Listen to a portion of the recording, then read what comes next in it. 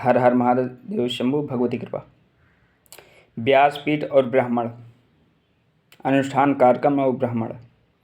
ये जो दान दक्षिणा होती है, ये 5 प्रवृत्तियाँ होती हैं जीवन जीविका की।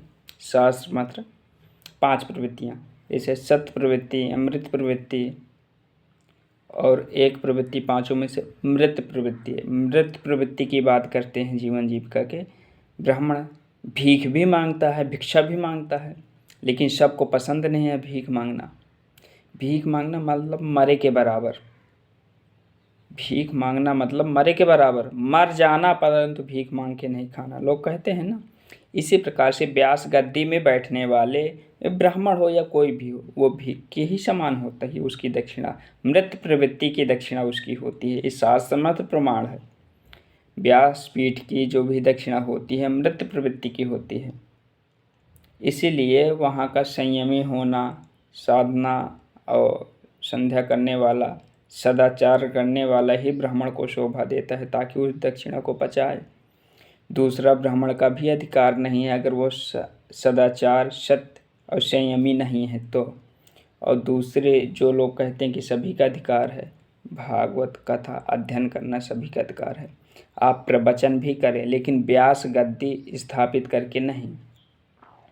जो व्यास गद्दी होती है उसको आप छोड़ दें, वहाँ स्थापित करके व्यास गद्दी में न बैठें। इससे आपका कल्याण होगा, हमारा नहीं। आप अपने कल्याण के लिए सोचिए। तो यही है कि जो मृत प्रवृत्ति होती है, जीविका होती है ब्राह्मणों की चलने वाली, जो आय धन होता है व्यासपीठ का, ये मृत प्रवृत्ति का होता है। तो इसमें तो आप सभी लोग ले रहे हैं, तो इसका मतलब सभी लोग भीख ही तो मांग रहे हैं। पहले तो ब्राह्मण ही मांगते थे, अब तो सभी लोग भीख मांग रहे हैं।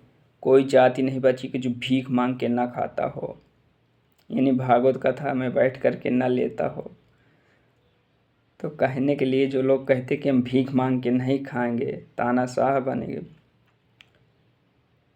तो इसीलिए उसी को दान देना, कहते हैं ना, सुपात्र को दान देना, कुपात्र को नहीं। तो संयमी और सत्य और शास्त्र को न मानने वाले का भी दोष है। और जो लोग उस पे बैठाते हैं और साथ देते हैं, या जजमान हो या पंडित, दोनों को दोष होता है। नारायण की कृपा होती नहीं, बल्कि नारायण के विरोधी हो जाते हैं वो लोग। इसलिए मृत प्रवृत्ति आजकल सभी लोग खा रहे हैं। कोई भी हो, मरे के बराबर भीख सभी